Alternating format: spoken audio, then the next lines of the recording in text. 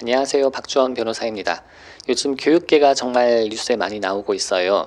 특히 아동학대 관련된 주제로 말입니다.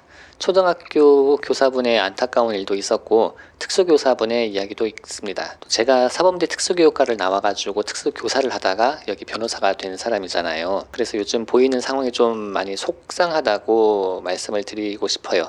교육 현장에서 우리 선배, 동기, 후배님들, 선생님들 고생하시는 거 너무 잘 알고 있는데 다른 분들께서 또 그 고생을 사실 알아주시면 제일 고마운데 그것까지는 안 바라고 평가절하만 안 당해도 괜찮단 말이죠. 그런데 가끔 이렇게 교육 현장에서 특수교사로서 노력하는 모습들이 범죄 행위로 평가되는 것처럼 보이면 그렇게 씁쓸할 수가 없어요. 물론 이 모든 것은 충분히 구비되지 못한 교육 환경, 제도 같은 게 문제인데 학부모 또는 학생 그리고 교사의 대립구도로 보이는 상황부터 많이 답답합니다. 할 말이 많긴 하지만 일단 우리 특수교사분 사건에 대해서만 이야기를 해볼까 해요. 제가 본 뉴스 기사에서는 뉴스 문구를 그대로 이야기하자면 여학생 앞에서 바지를 내리는 것은 고약한 일이야. 그래서 내가 지금 친구들과 공부를 하지 못하고 있어. 라는 등이라고 말한 특수교사의 말을 근거로 경찰에 신고를 했고 경찰은 이를 기소 의견으로 검찰에 송치를 했고 정확한 사실관계를 저도 아는 건 아닙니다. 그래서 조심스러운 부분도 있는데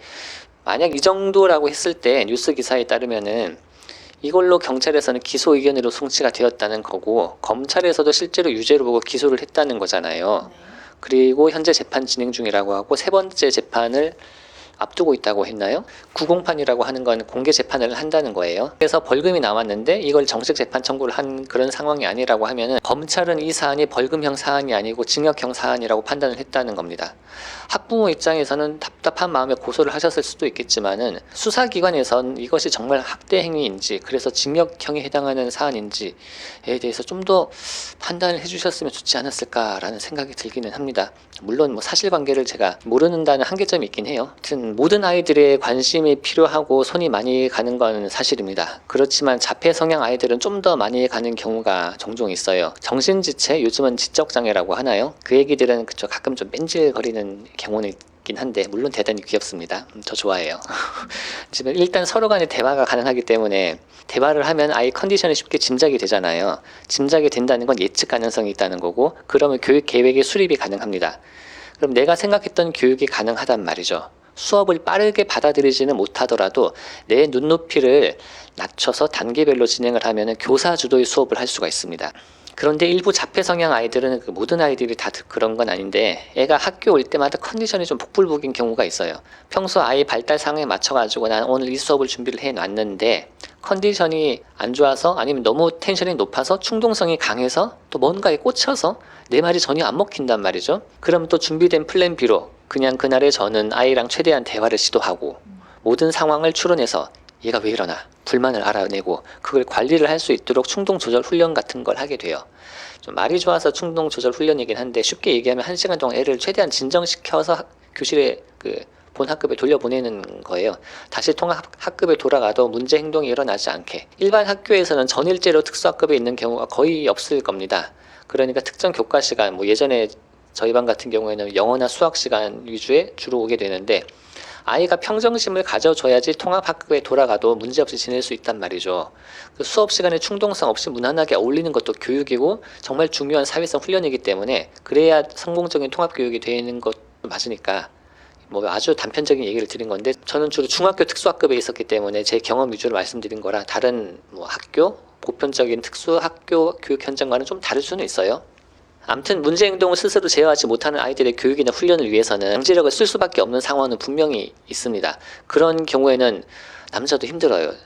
특히 중고등학생은 덩치도 저보다 큰 애들이 훨씬 많고 체력도 좋단 말이에요. 요즘에는 초등학생도 발달 상황이 좋아가지고 마찬가지일 겁니다. 그런 아이가 하고 싶은 대로 갑자기 교실을 이탈하거나 순간적으로 불만을 터뜨려가지고 뭔가 강한 액션을 취하면 일단 힘으로 제지하고 몸으로 막아야 돼요. 안 그러면 학교를 나가버리거나 옆에 다른 애들이 다쳐버리기 때문에 박수를 치면서 창문 너머를 관심을 가지면서 몸이 들썩들썩하고 호흡이 거칠어지고 이러면 튀어나간단 말이죠. 그 전에 봐서 누구야 선생님 보자라고 해가지고 얼굴을 보고 눈을 마주치고 진정을 시키고 적어도 이 교실을 이탈해서는 안 된다는 사인을 계속 보내요. 그러면 그게 먹히기도 하는데 안 먹히면 이제 저나 다른 쌤이 뛰어가서 잡는 거죠.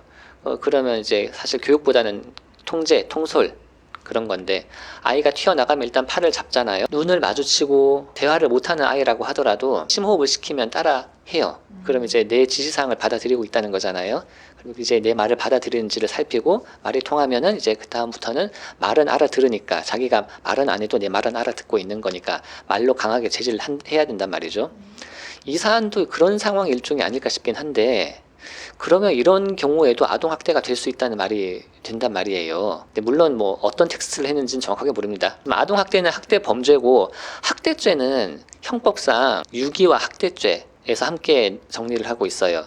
형법에서 말씀드리는 거예요. 2000년 판례에서도 대법원은 형법 제273조 제1항에서 말하는 학대라고 하는 거는 육체적으로 고통을 주거나 정신적으로 차별 대우를 하는 행위를 가리키고, 이러한 학대 행위는 형법의 규정 체제상 학대와 유기의 죄가 같은 장에 위치하고 있는 점 등을 비추어서 단순히 상대방의 인격에 대한 반인륜적인 침해만으로는 부족하고 적어도 유기에 준할 정도로는 이르러야 한다 라고 해서, 이 정도 강력한 학대는 되어야지 이게 범죄가 될 수 있다 라는 지침을 보여준 적이 있는데, 유독 근래 수사기관과 법원에서는 아동학대라서 그럴까요? 이 학교 현장의 아동학대 범죄 혐의에 대해서는 아이에게 조금의 고통이라도 존재를 하면은 이것은 학대다라고 보시는 게 아닌가 싶기도 하단 말이죠.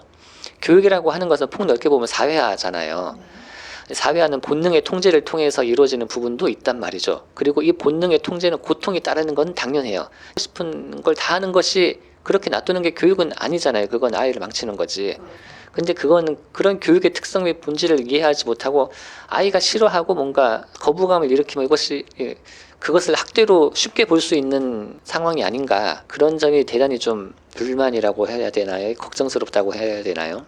그렇단 말이죠. 아무튼 이러한 부분 앞으로 수사기관과 법원의 판단에서 충분히 받아들여 주셔야 되지 않을까라고 생각은 합니다. 결국 제가 드리고 싶은 말은, 우리 교육 현장에 계시는 특수교사 선생님들, 현실에서 불합리한 부분이 다소 존재한다고 하더라도 아마 99.9%의 선생님들은 올바른 교육을 하고 계신 게 맞아요.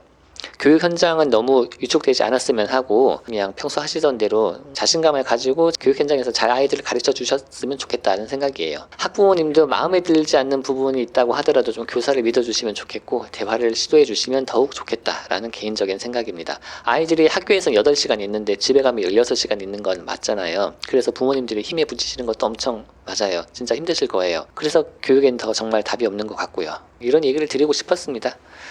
그럼 또 다음엔 또 다른 이야기로 찾아뵙도록 하겠습니다. 감사합니다.